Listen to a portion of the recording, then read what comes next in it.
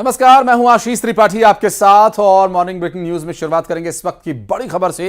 रीवा से आ रही बड़ी खबर, जहां नेशनल हाईवे 30 पर एक भीषण सड़क हादसा हो गया। दरअसल सुहागी घाटी में अनियंत्रित होकर ट्रक पलट गया। जान बचाने के लिए ट्रक से ड्राइवर ने छलांग लगा दी, लेकिन वो बच नहीं सका और उसकी मौत हो गई। दरअसल ट्रक का डीजल टैंक फट जाने की वजह से ट्रक में आग लग गई थी। सुहागी थाना क्षेत्र में नेशनल हाईवे 30 रोड की यह घटना बताई जा रही है, जहां सड़क पर धू धू कर जलता हुआ दिखाई दिया डीजल टैंक से लदा हुआ ट्रक। और इसमें दुर्घटना के बाद जो आग लगी उसकी उठती लपटें और काला स्याह धुआं आप देख सकते हैं तस्वीरों में।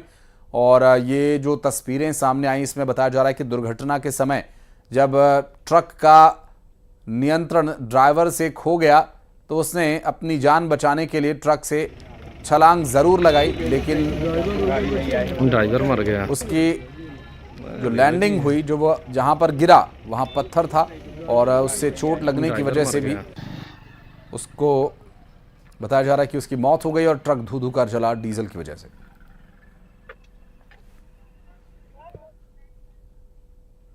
और खबर जबलपुर से, जहां एक शख्स को अर्धनग्न कर जमकर पीटा गया। गले में चप्पल की माला पहनाकर घुमाया।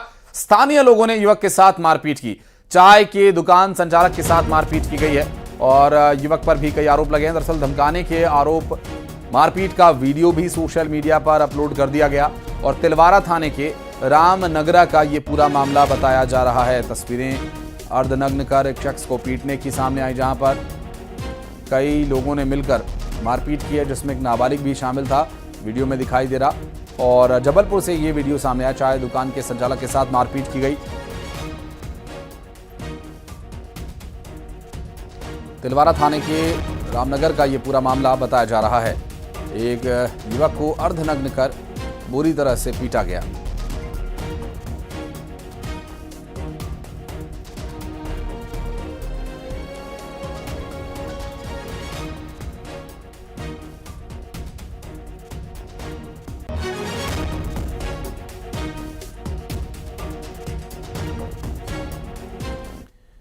और गुना से एक अहम खबर आपको बता दें, शख्स का अपहरण कर बर्बरता किए जाने का मामला सामने आया। युवक का अपहरण कर ले गए थे राजस्थान और जूतों की माला पहनाकर उसे पेशाब पिलाया।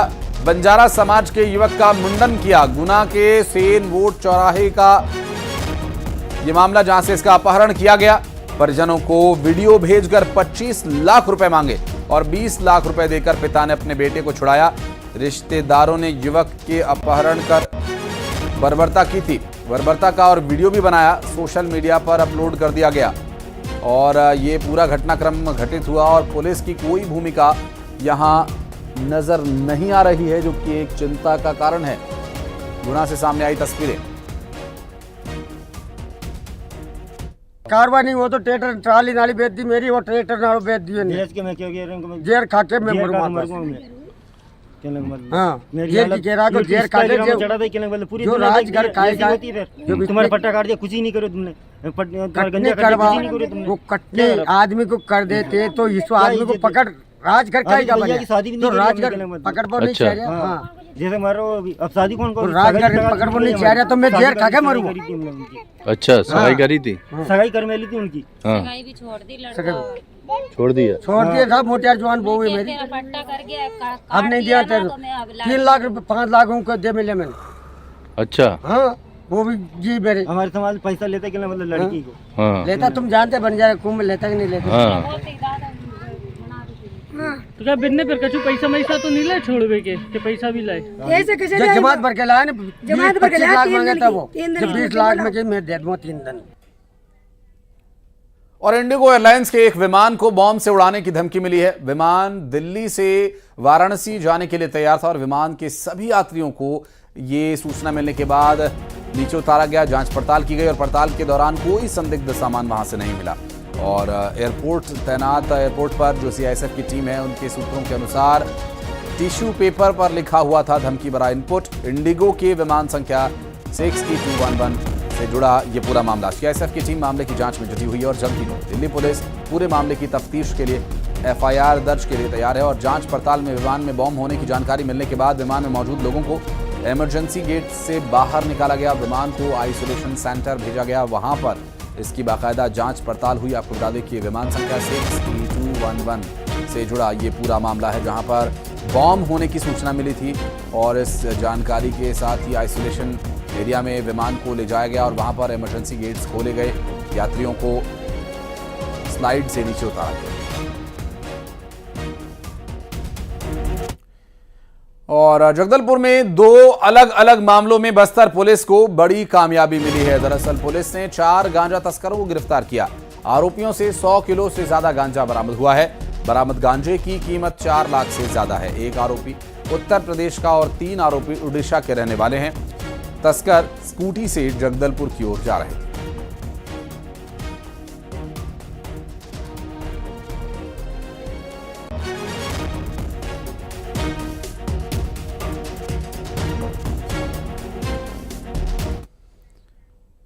और दुर्ग से एक अहम खबर आपको बता दें, लव जिहाद का एक आरोपी महाराष्ट्र में गिरफ्तार किया गया। नाबालिग का अपहरण कर ले भागा था आरोपी और इसे गिरफ्तार कर लिया गया। आरोपी के चंगुल से नाबालिग को बरामद किया गया। दरअसल शादी का झांसा देकर नाबालिग को भगाकर ले गया था यह आरोपी। लव जिहाद के मामले को लेकर हिंदू संगठनों ने प्रदर्शन किया था। पुलिस ने आरोपी को महाराष्ट्र से गिरफ्तार किया था।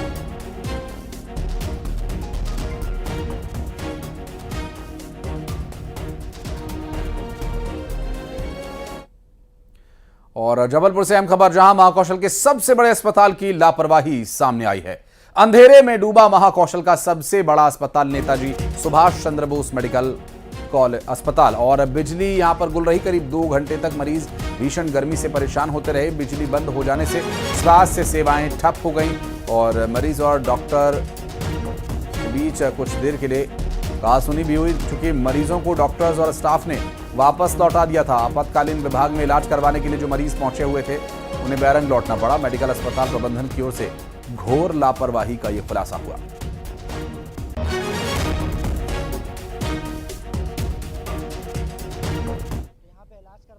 और बढ़ते आगे, आपको बता दें टीकमगढ़ से अहम खबर, जहां बारीघाट फिल्टर प्लांट का जलस्तर घट गया।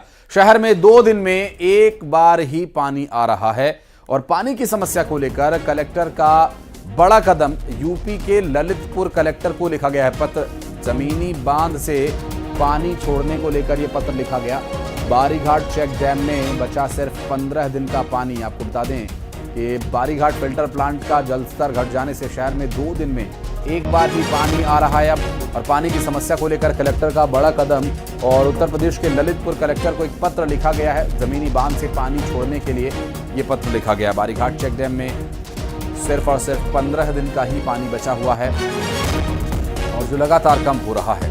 ऐसे में एक पत्र के माध्यम से इसकी समस्या का समाधान करने का प्रयास यहाँ पर किया गया है। बहरहाल देखना होगा कि पानी कब तक छोड़ा जाता है और पानी आने के बाद कितना यहाँ पर राहत मिल पाती है।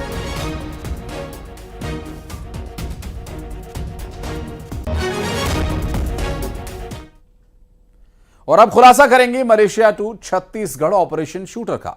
लॉरेंस बिश्नोई और झारखंड की अमन साहू गैंग के लिए काम करने वाला मास्टरमाइंड मलेशिया से कैसे ऑपरेट कर रहा था शूटर को, जिस गैंग के निशाने पर थे छत्तीसगढ़ के नामचीन कारोबारी।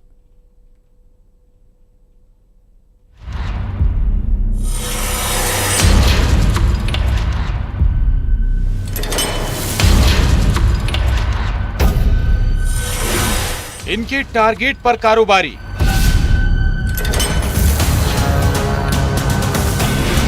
आका का हुक्म, कत्ल का plan.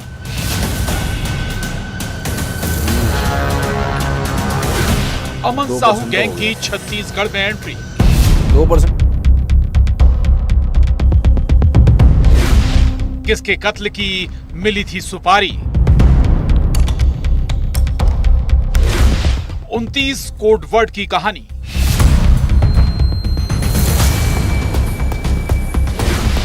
Malaysia to Chhattisgarh operation shooter.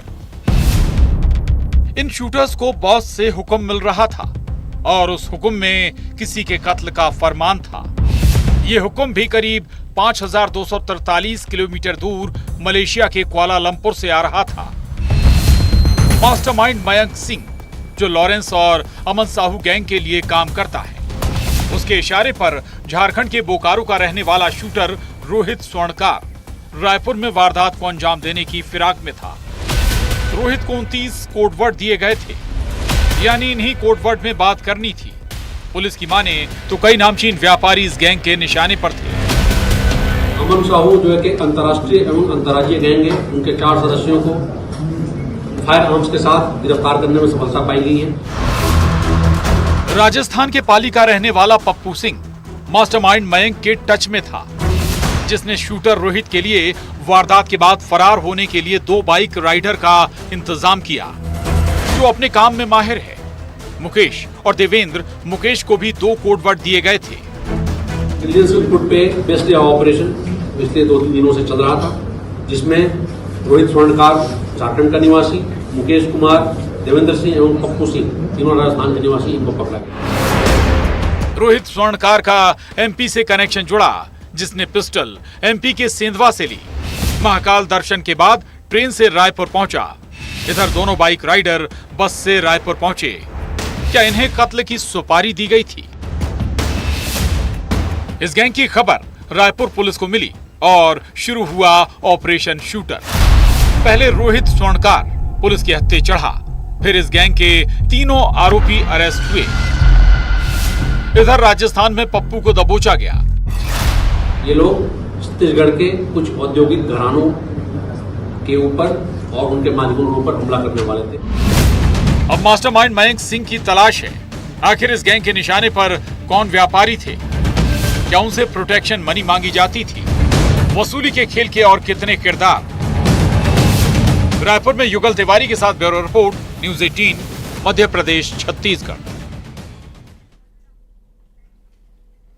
और नेशनल हाईवे 343 की खौफनाक मिस्ट्री, जिस हाईवे से लगे जंगल में बजरंग दल के नेता की लाश मिली, उसी जंगल में एक लड़की की भी लाश मिली। आखिर मौत की ये पहेली क्या है? क्या मोबाइल से खुलेगा इस डबल मर्डर का राज? एक रिपोर्ट।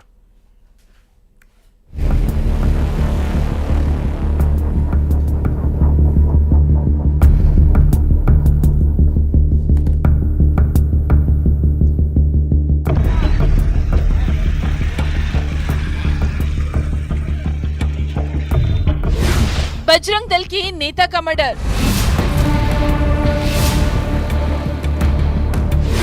लड़की की लाश की मिस्ट्री क्या?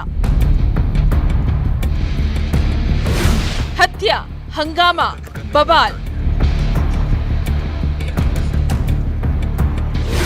2 लाश, मौत की पहेली। मोबाइल से खुलेगा राज। बलरामपुर में डबल मर्डर। नेशनल हाईवे 343 की खौफनाक मिस्ट्री। नेशनल हाईवे 343 और ये जंगल, इस जंगल में एक खौफनाक राज दफन था। बलरामपुर में बजरंग दल के जिला से संयोजक सुजीत सोनी की गुमशुदगी का राज। सुजीत सोनी को उनके घर वाले कॉल लगा रहे थे, लेकिन फोन रिसीव नहीं हुआ। मोबाइल लोकेशन से परिवार वाले इस जंगल की तरफ आए। यहाँ सुजीत सोनी की लाश पड़ी थी, जिस्म पर चोट के निशान थे, जलने की भी कुछ निशान मिले। आखिर मौत की ये पहेली क्या है? मौत की पहेली तब और उलझ गई जब थोड़ी ही दूर पर एक लड़की की लाश मिली। 21 साल की लड़की कौन थी? प्रारंभिक तफ्तीश में ये बात सामने आ रही है कि ये कत्ल का मामला है। जब लगातार फ़ोन लगाने लगे आज सुबह में, तो फ़ोन घंटी जा रही थी लेकिन फ़ोन रिसीव नहीं कर रहा था। फिर हम लोगों ने तत्काल थाने में संपर्क किया, मोबाइल नंबर को ट्रेस करवाया। ट्रेस करवाने के बाद लोकेशन के माध्यम से, पुलिस के माध्यम से हम लोग यहाँ पर पहुँचा। कोतवाली थाना बलरामपुर में पुलिस को ये सूचना मिली कि अंबिकापुर रोड पे जाने वाला बलरामपुर से 1.5 किलोमीटर लेफ्ट साइड में जो जंगल है, वहाँ पे एक लड़के और एक लड़की की लाश पड़ी हुई है, जो देखने में प्रथम दृष्टया मर्डर टाइप लग रहा है। बजरंग दल के नेता की हत्या के बाद हंगामा हुआ। कई घंटे तक चक्का जाम किया गया। आखिर जंगल में 2 लाशों की ये मिस्ट्री क्या है? बॉडी देख के प्रथम दृष्टया तो हत्या ही लग रही है। बाकी पीएम रिपोर्ट और एफएसएल रिपोर्ट के 100 की शिनाख्त हो चुकी है। लड़का सुजीत सोनी करके है और लड़की किरण है। इधर मृतक के घर वाले गौ तस्करों पर हत्या की आशंका जाहिर कर रहे हैं। लड़की की लाश को लेकर कहना है कि ये भी उन आरोपियों की चाल है। सुनिए ये आरोप। साजिश करके मारने वालों ने मारकर यहाँ पर फेंका है और पूरे विषय को बदलने के लिए अलग रूप दिया जा रहा है। इनकी टीम गौ तस्करों को पकड़ती थी, लोग परेशान थे। बजरंग दल के नेता सुजीत सोनी गौ तस्करों की धरपकड़ में हमेशा एक्टिव रहते थे। फॉरेंसिक टीम की माने तो 24 घंटे पहले ये वारदात हुई। जो है 24 घंटे के अंदर का बॉडी है ये। मृतक और मृतिका दोनों के शरीर में कुछ चोट है। अभी जांच जारी है, विवेचना जारी है ना। और विवेचना जारी पे और भी साक्ष्य आएंगे, उस हिसाब से कार्रवाई होगा। अधिक 24 घंटे पहले ऐसा क्या हुआ? 2 लाशों की ये पहली क्या है?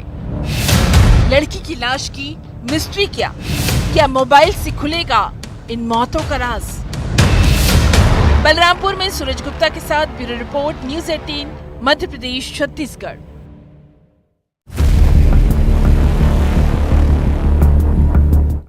और अनूपपुर से खबर, जहां श्रद्धालुओं से भरी एक पिकअप दुर्घटनाग्रस्त हो गई। दरअसल पिकअप में सवार थे 25 लोग, 18 लोग इसमें घायल हुए बताए जा रहे हैं। कोतमा अस्पताल में इन्हें भर्ती कराया गया। 9 लोगों को गंभीर हालत में अनूपपुर रेफर किया गया। शहडोल से छत्तीसगढ़ दर्शन करने के लिए ये सभी श्रद्धालु जा रहे थे। कोतमा थाना क्षेत्र के पैरुचुआ का ये पूरा मामला बताया जा रहा है, जहां पर एक श्रद्धालुओं से भरी हुई पिकअप दुर्घटना का शिकार हो गई, जिसमें 25 लोग सवार थे और 18 को चोट आई है। 9 की हालत काफी गंभीर बताई जा रही है।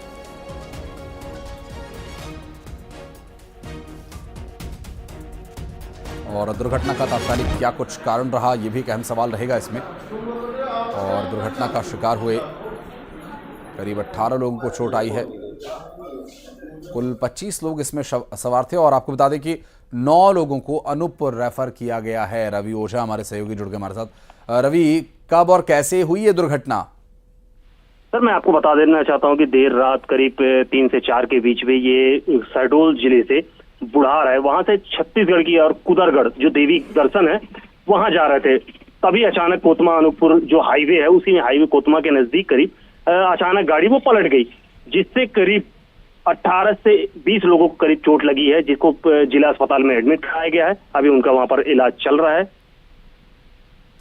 बहुत शुक्रिया आपका रवि, इस पूरे मामले पर जानकारी देने के लिए।